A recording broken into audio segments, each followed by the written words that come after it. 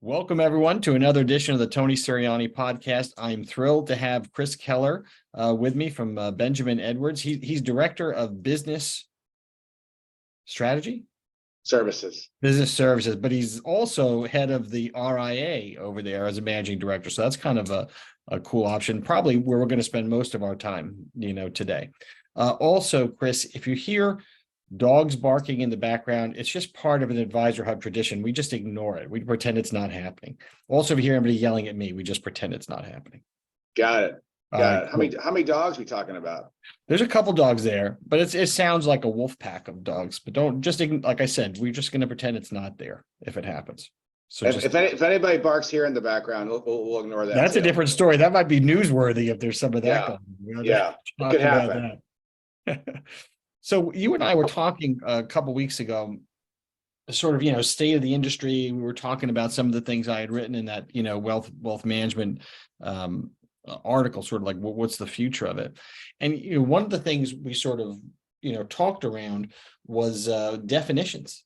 What is, and I think that definitions are meaningful to a point. And really, I find it fascinating the way people sort of look at definitions and how those definitions have changed. Certainly independence as an idea has changed. And I guess, my feeling is it's more the idea of independence that's important than the name. But where do you think this is going in terms of words?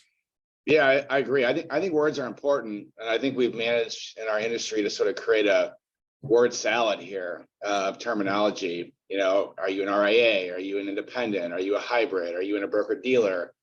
There's so many different ways that we describe things. Are you part of an aggregator? Right. Do you own your practice? Does someone own your practice?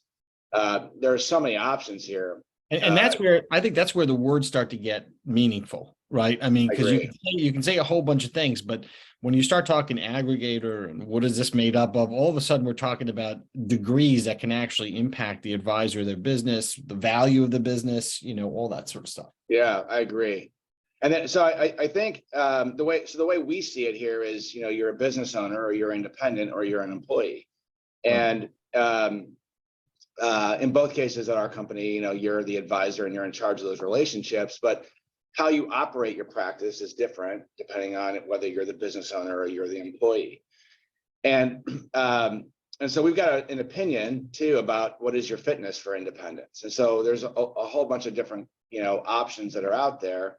But we view, business ownership as, it's difficult. You're having to manage a whole bunch of things that are not necessarily tied to the client advisor relationship. And, do you have, the fitness for that? Do you have the scale to do that? And so that we try and break it down and keep it simple, but recognizing when someone says independence or RIA, what they're really meaning, Tony, is, they own their practice, or potentially own their practice. I think so. I think it's worth, and that's a very valuable discussion to get down to, because at some point there's some math involved too, because at the straight up employee Benjamin Edwards channel, you start doing the math, depending on the size of your business and all that, and you got to do the math versus the hassles, right? So question.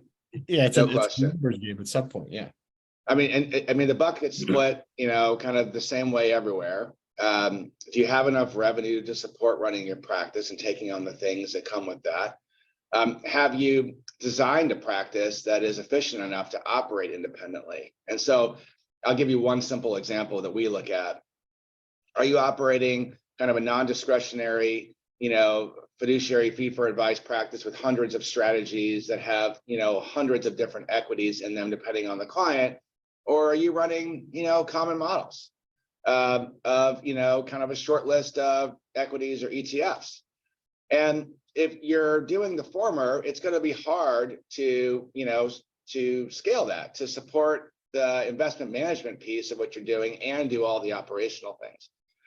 Do you have a team around you? Do you have enough revenue to pay that team?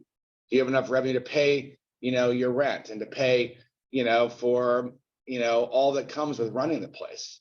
We're looking at that. And so as we see kind of where things are headed, and that's kind of where we started this conversation for the advisor, we see a marketplace. I think this is what I read you say as well. There's a heck of a lot of demand out there for the employee who wants access to sort of more traditional grid pay and the full services within a hybrid broker dealer. And then there's pretty healthy demand from those advisors that have sort of met this fitness bar to run, their own thing, their own practice. It seems to me like it's almost like that that math and that conversation is part two. We take the part one for granted, as you said, and Edwards is a good, barometer of this, because now you have your multi-channel, but it's the culture, right? It's so advisors are voting with their feet. And I've always been talking about being in the middle, that they want this certain kind of culture, right? It's advisor-centric. It's transparency. It's, primacy of the advisor-client relationship, owning your book in a whole bunch of different ways. That's what they want culturally. And there are a lot of different ways to deliver that today, the culture part of it. That's why you got to have these deeper conversations that you're having, which is what's right for you once you get into it.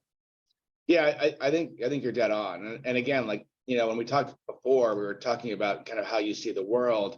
And I think there's a point where you're seeing we've democratized, the product and the technology. I mean, there's so many different ways to access that today. And it's this culture and these values that are really the more important sort of differentiating aspects of a firm, right? And the way we see the world, and I think, again, we see things similarly, it's a very advisor-centered or advisor-first sort of a world we're living in here. It's the advisor is going to choose what type of firm they want to affiliate with or work for, right? And so, and you mentioned culture. Our firm really here is designed first and foremost around the advisor. So you hear, I talk about this a lot, right? You hear firms mention that they're client first, and everyone is saying that. And I don't know that it's all that differentiating to say that, but it might sound funny for me to say to you, we're not really client first, we're more advisor first. These clients. I think that's the way to be. And when you talk to advisors, if you're advisor first, that they're taking care of the clients, right? So you make it easy for them to do it. Yeah, absolutely. And so they're the advocate for the client, right? They're that ambassador for what the client's needs are, and they're coming back into us as a firm and saying, hey, in order to do my job for my client, I need you to do this for me. And so that's sort of the way this works, is that advisor is sort of in the middle of that relationship. An advisor client firm, right? I mean, that would be the. I like that. I think you're absolutely right. Yeah. And when you get to so here's also what's interesting, when you get to the firm, a big part of what, advisors, want today, and we hit on it a little bit earlier, is equity. It's a big part of the conversation, right? And equity has multiple meanings, and I think it gets twisted a little bit. So if a story gets told that's maybe not really fair or true out there, and advisors really have to have their antenna up, is when firms talk about their equity and all that kind of thing. And, it becomes a challenge given, and I think we have examples of the cobbler's kids not wearing, not having shoes, where the advisors aren't asking all the right questions. Mm. And so when you mention equity, I think about, and maybe this is the wrong way to look at it, right? But I think about it in two ways. Does an advisor, if they're going to be a business owner, have 100% stake in their own enterprise value, right? The equity in their place.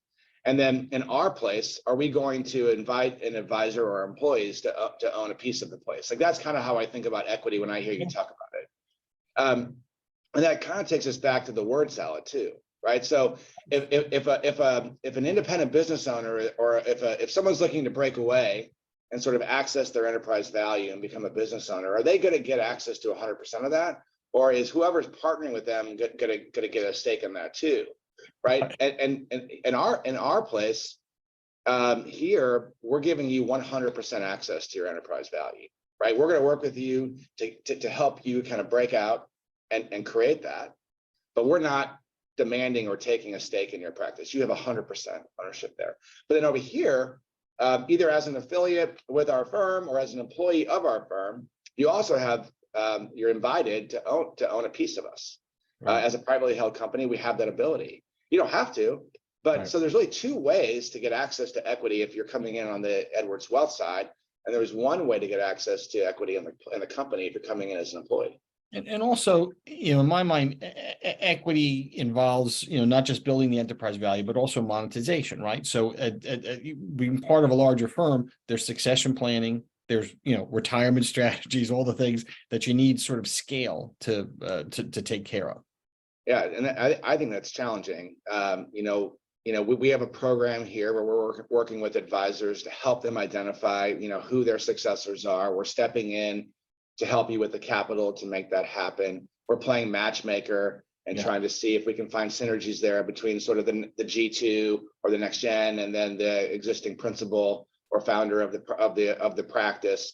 But this is tough. This is a tough challenge that I think we face, is finding that fit.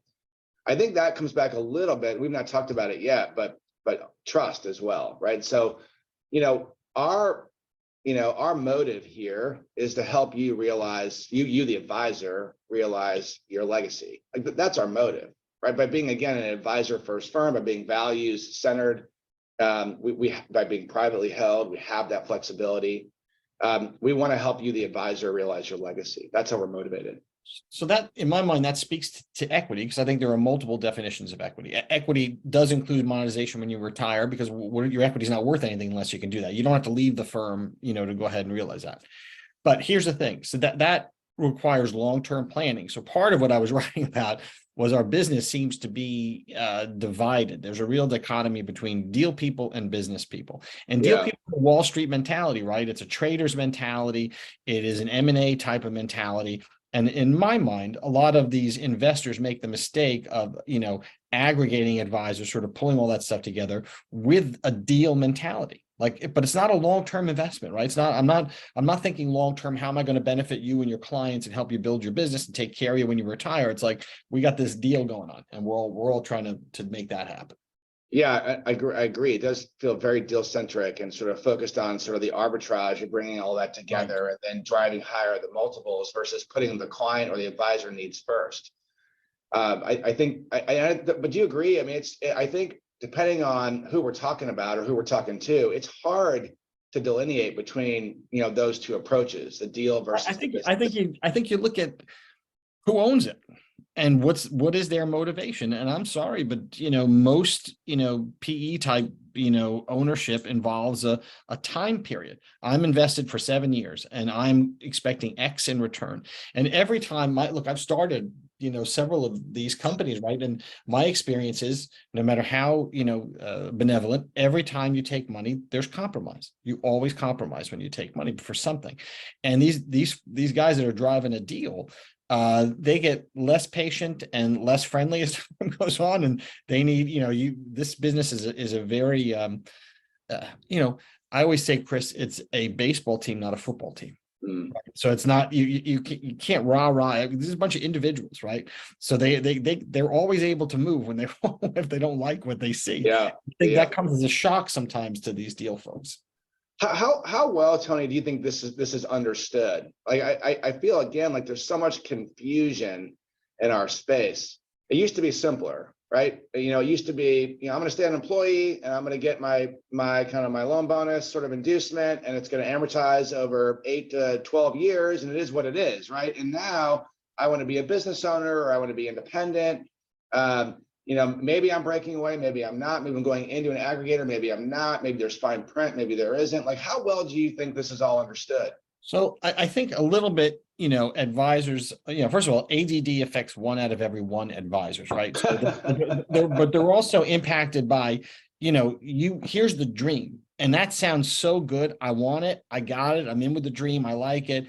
And I think they deliberately obfuscate, you know what I mean? They talk about the equity and they talk about what the return is going to be. You meet the guy who's running the firm, but you don't meet the people who put the money in. You're not meeting those guys. You're not going to that office because you're not going to like what you see.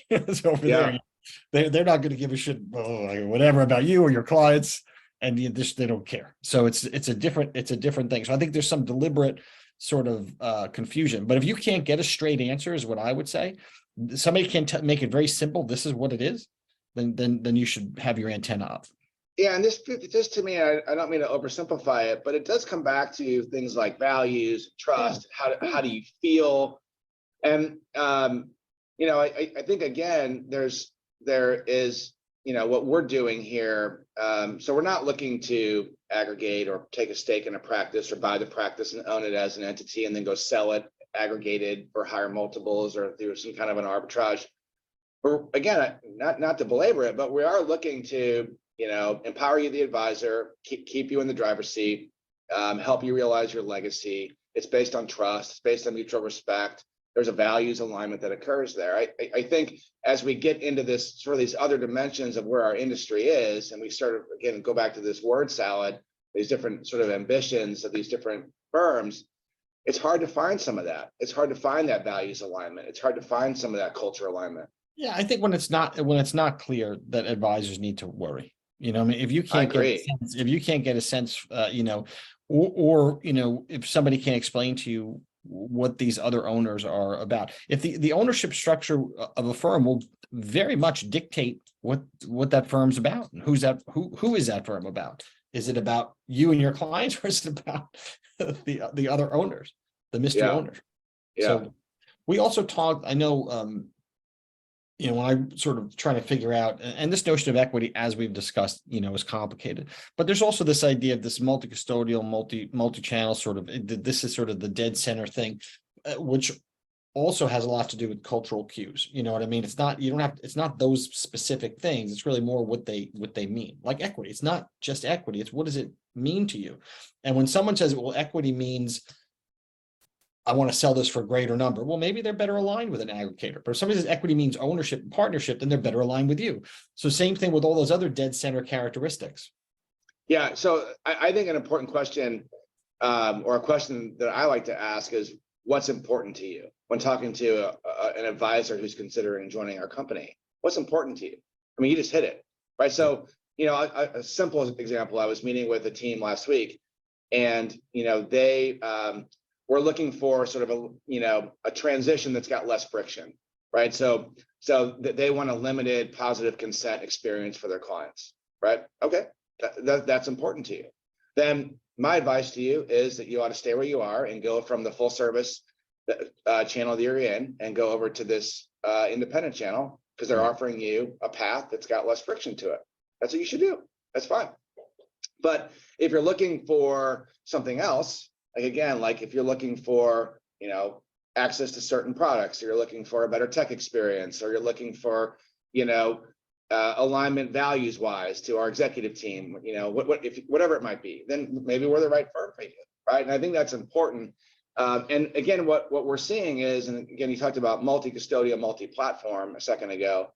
What we've seen here is, again, there's sort of this appetite for choice, right? Yeah. I might be a great fit to be an employee, but I want I want more freedom. I want more influence. I want more access to the leadership team. I want to be able to do things a certain way with my clients, right? Or I want access to 100% of my enterprise value, and I want to own my company, or I want to own my advisory practice. And so we've created this multi-platform, recognizing that there is a desire for choice in this marketplace.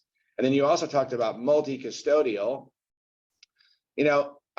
I don't believe a firm can be all things to all people. I think if a firm sort of presents themselves that way, you should be a bit concerned, because I don't think those firms have an easy time scaling by being all things.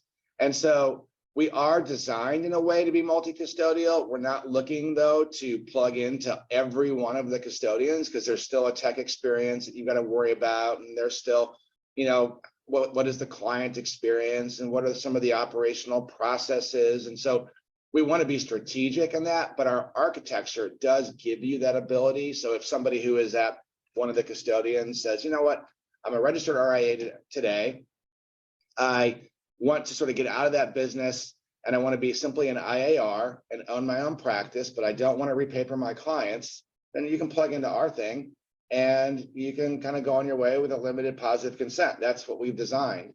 And again, that's on purpose, because again, we're seeing where maybe that's happening. Because again, it's also at the same time harder to operate with scale your independent business. There's just so much going on, so many demands that are happening.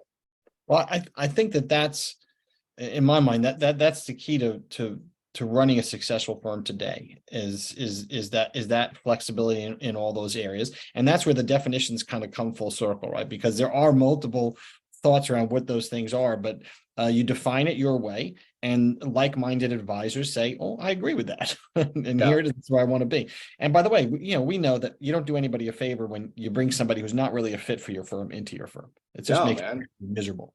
I mean, there's reputational risk there. I mean, that is kind of that is sort of the antithesis of being focused on someone's legacy, right? If you're bringing them in as a bad fit, that's going to affect them and their livelihood and what they've done to build that practice.